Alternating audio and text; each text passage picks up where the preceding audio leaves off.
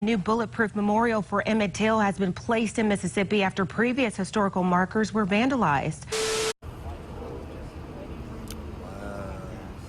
This is the fourth historical marker at the site. How many bullet holes are we talking? At least 50 bullet holes. 50. Yes.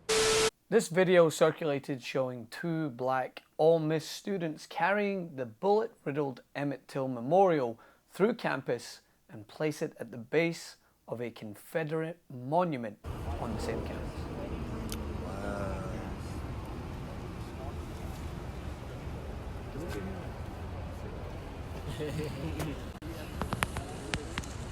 This comes after a new bulletproof memorial to Emmett Till was dedicated on Saturday. Now, as I mentioned on Twitter and Instagram and anywhere I could spread my voice, the fact this was even necessary is abhorrent. And in fact, when you think about it, one of the most clear examples of how present racism continues to be in the country.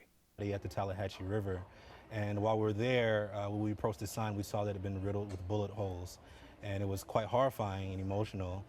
So I immediately took a picture of it. The brutal slaying of the 14-year-old black teenager helped spur the civil rights movement more than 60 years ago. Emmett Till. Till was 14 years old when he was tortured and murdered in 1955 after being accused of whistling at a white woman.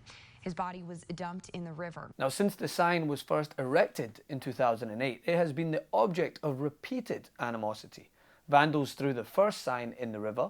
The second sign was blasted with more than 317 bullets or shotgun pellets before the Emmett Till Memorial Commission had to remove it.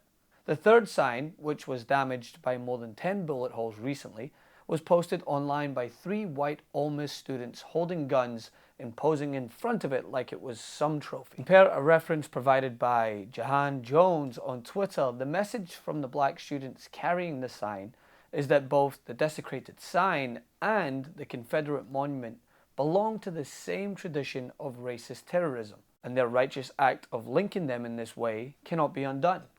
And I salute them for their stance against this hatred.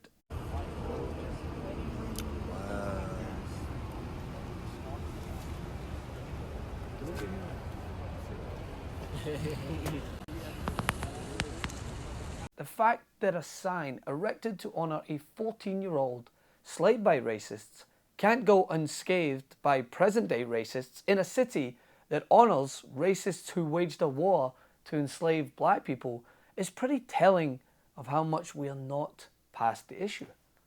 And if possible, what's even sadder than what is already a pretty dire state of affairs is that if this memorial was a Confederate statue, it'd get more protection and respect in Mississippi.